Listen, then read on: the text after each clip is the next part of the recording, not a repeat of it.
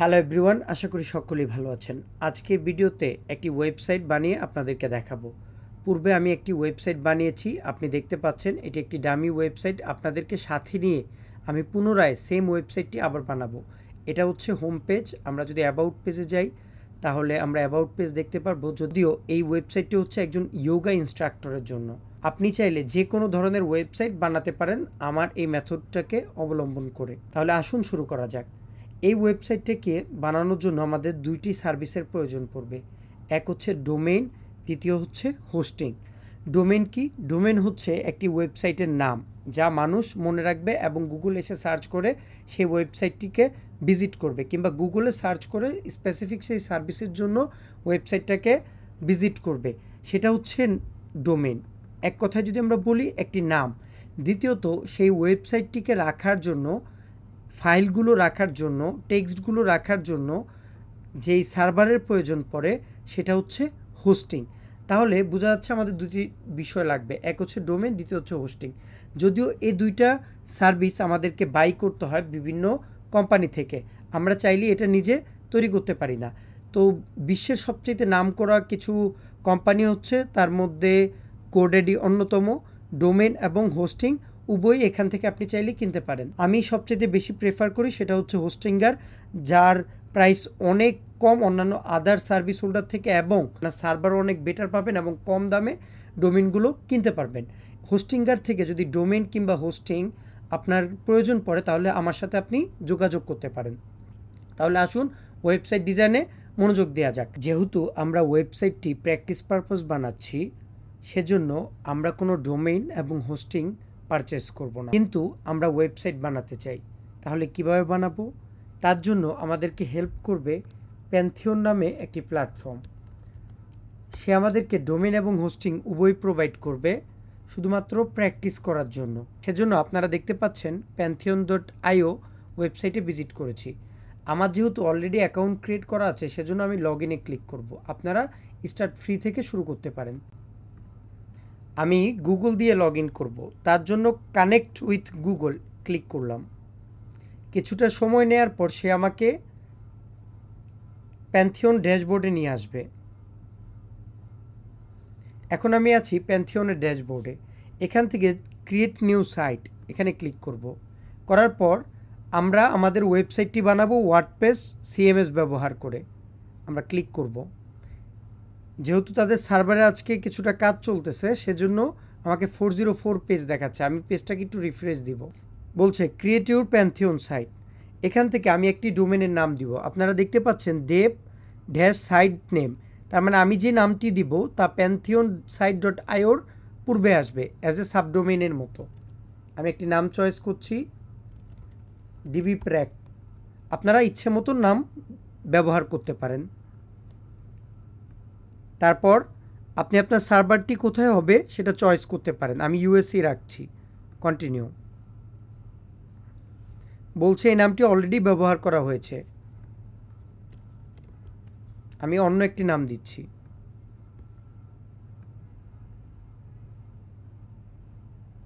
কিছুটা সময় নেবে, তারপর সে আমাকে ওয়ার্ডপ্রেসগুলো প্যান্থিয়নের সার্ভারে আপলোড করবে।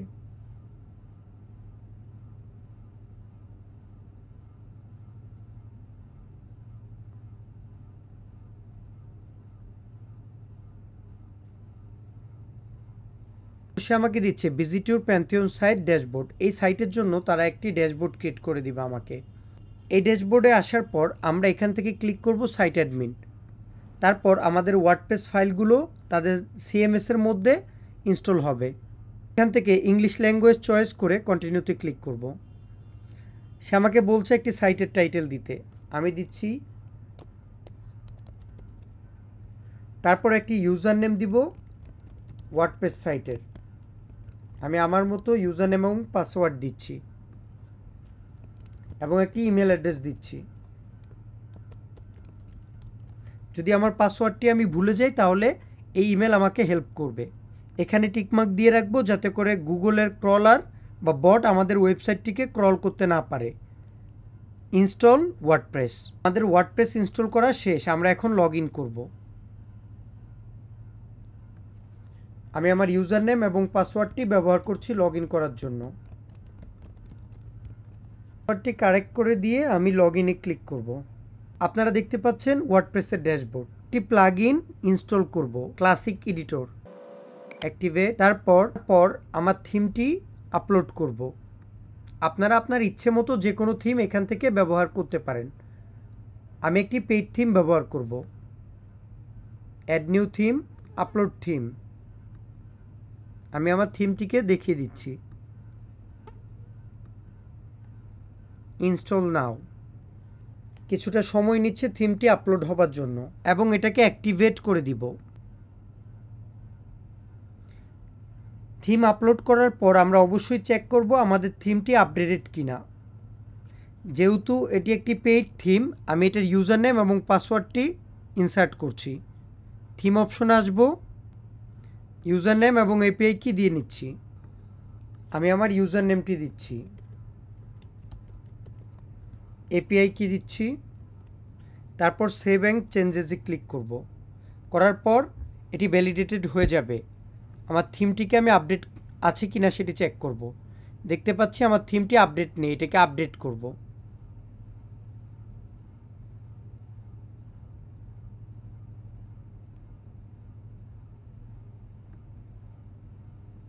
থিমটি আপডেট হচ্ছে। আপডেট করে নেওয়ার পর আমি মেনু ক্রিয়েট করব। মেনুর জন্য 4টি পেজ থাকবে, তাই আমি পেজেস থেকে অ্যাড নিউ পেজেসে যাব। হোম নামে একটি পেজ থাকবে, পাবলিশ করব।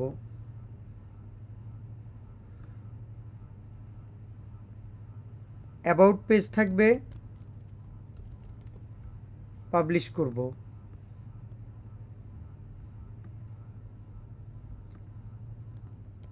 কন্ট্যাক্ট পেজ,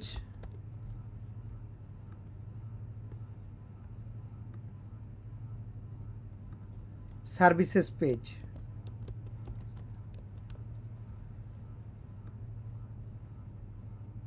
পেজগুলো ক্রিয়েট করার পর আমি সেটিংসে আসব, সেখান থেকে রিডিংয়ে। তারপর আমার হোম পেজ কী হবে তা দেখিয়ে দিব। হোম এবং সেভ করব। তারপর আমরা মেনুতে আসব, অ্যাপিয়ারেন্স থেকে মেনুস। আমরা একটি মেনুর নাম দিব এবং প্রাইমারি মেনু সিলেক্ট করব, ক্রিয়েট মেনু। তারপর আমাদের বানানো পেজগুলো এখানে অ্যাড করব, অ্যাড মেনু।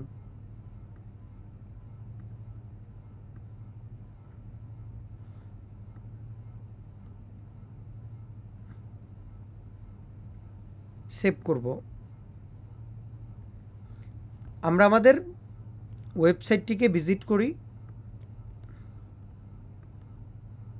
এটা আমাদের প্রেজেন্ট ওয়েবসাইট। সর্বপ্রথম আমরা আমাদের ফুটারটাকে ডাইনামিক করব এবং এটাকে বানাবো।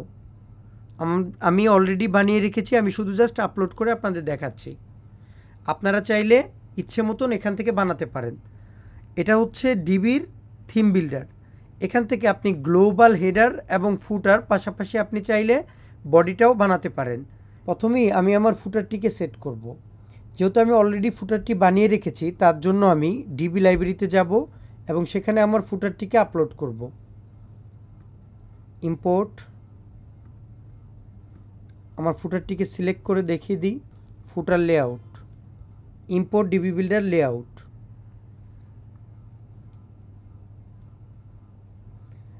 আমার টেমপ্লেটটি আপলোড হয়ে গেছে,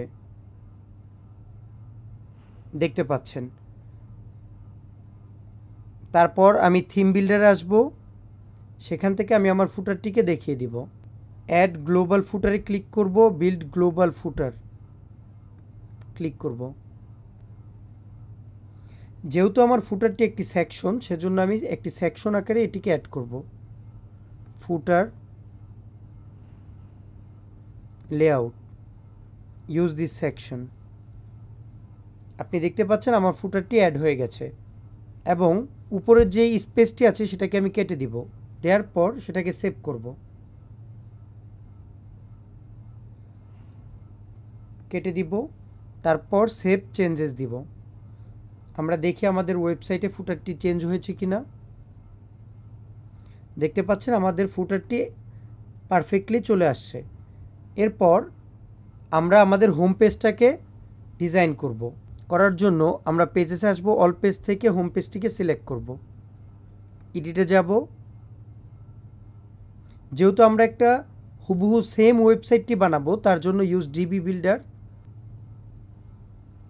স্টার্ট বিল্ডিং। আমি এটিকে সিলেক্ট করছি, choose a premade layout, browse layout. যেহেতু ওয়েবসাইটটি ছিল ইয়োগা, আমি ইয়োগা লিখে সার্চ করব। করার পর ডিবি থেকে সাজেস্ট করা সমস্ত ল্যান্ডিং পেজগুলো চলে আসবে ইয়োগা রিলেভেন্ট। আপনি দেখতে পাচ্ছেন এটি ছিল আমার হোম পেজে। আমি এটিকে ক্লিক করব, করার পর ইউজ দিস লেআউট। আমি এই লেআউটটিকে আমার হোম পেজের জন্য সেট করব। কিছুটা অপেক্ষা করছি। আমার লেআউটটি পারফেক্টলি সেট হয়ে গেছে। আমি আপডেট দিয়ে অন্য আরেকটি পেজে যাব। অ্যাবাউট পেজ নিয়ে কাজ করব। এডিটে ক্লিক করলাম। সেম করে আমি ইয়োগার টেমপ্লেটটি এখানে ইম্পোর্ট করব।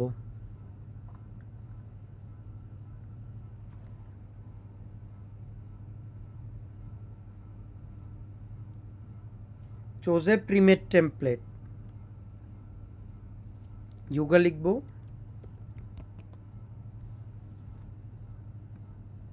আপনি চাইলে যে কোনো লেআউট এখান থেকে ব্যবহার করতে পারেন।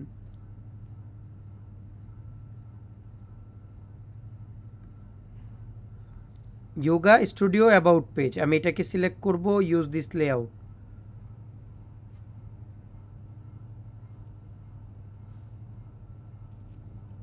আপনি যদি ওয়েবসাইট ডিজাইন এবং ডিজিটাল মার্কেটিং সম্পর্কে আগ্রহী হয়ে থাকেন, তাহলে আমার একটি ডিজিটাল মার্কেটিং কোর্স আছে, আপনি সেটাতে জয়েন করতে পারেন। সেখানে অ্যাজ এ ফুলিস্টিক ডিজিটাল মার্কেটার হিসেবে আপনাকে গড়ে তোলা হবে। আপডেটে ক্লিক করব।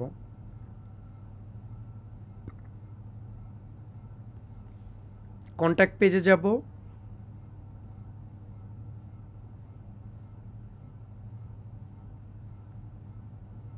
এডিটে ক্লিক করব। সেম ওয়েতে আমরা কন্ট্যাক্ট পেজটিকে দেখিয়ে দিব।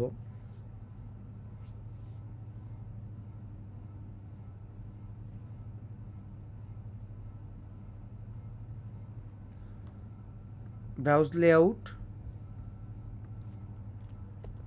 ইয়োগা কন্ট্যাক্ট,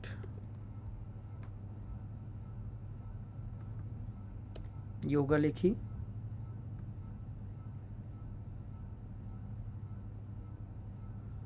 দেখতে পাচ্ছেন ইয়োগা স্টুডিও কন্ট্যাক্ট পেজ। আমরা এটাকে সিলেক্ট করব, ইউজ দিস লেআউট। সার্ভিস পেজটি হবে, যেহেতু এটা একটা ইয়োগা প্ল্যাটফর্ম, তার জন্য ইয়োগা ক্লাসেস হয়, তো আমরা ক্লাসেস টেমপ্লেটটিকে ইনস্টল করব। ক্লাসেস টেমপ্লেটটিকে ইউজ করব। সার্ভিসেস পেজে আসব।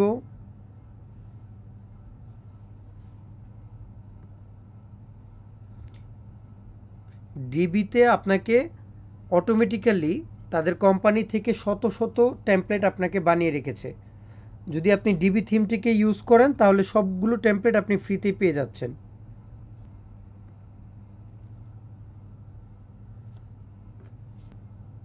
লেআউট, ইয়োগা,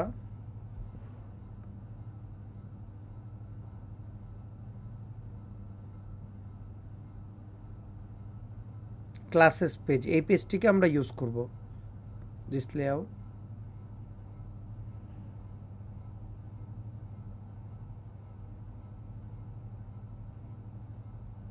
আপডেট করব।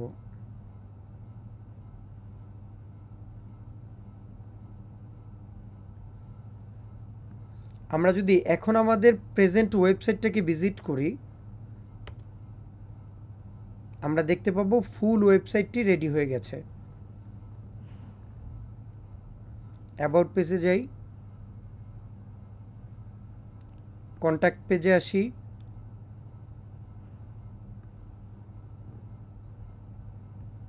সার্ভিসেস পেজে আসি, দেখতে পাচ্ছেন সবগুলো পেজ রেডি। আপনি যদি চান এই সার্চ বার রাখতে তাহলে রাখতে পারেন, আর যদি না চান তাহলে আপনি সেটাকে ডিসেবলও করে দিতে পারেন।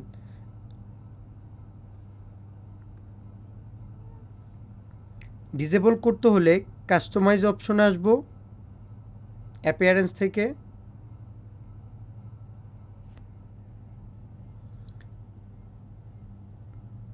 General setting, site identity. Site identity হচ্ছে উপরে সেই আইকনটি, আমরা একটি আইকন এখান থেকে সিলেক্ট করে দিব। মিডিয়া লাইব্রেরিতে যাই, এখানে অনেকগুলো আইকন আছে, সেখান থেকে আপনি ইচ্ছে মতো আপনি চাইলে আপলোড করেও নিতে পারেন। আমি চাচ্ছি আইকনের জন্য এটি থাকবে।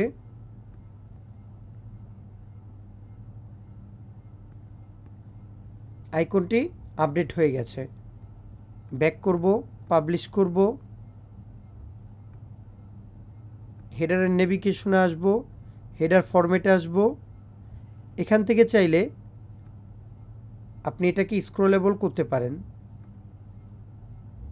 যদি আমরা হেডার এলিমেন্টসে আসি, সেখান থেকে শো সার্চ আইকন এটিকে তুলে দিব। আপনি দেখতে পাচ্ছেন এখানে আর সার্চ আইকনগুলো নেই।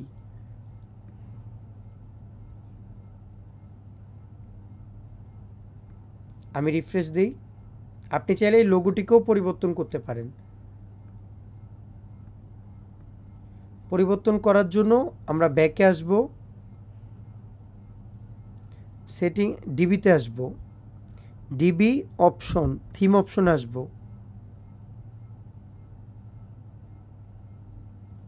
থিম অপশন আসার পর দেখতে পাচ্ছেন লোগো। আপনি এখান থেকে একটি নতুন লোগো চয়েস করে দিবেন কিংবা এখান থেকে আপলোড করে নেবেন।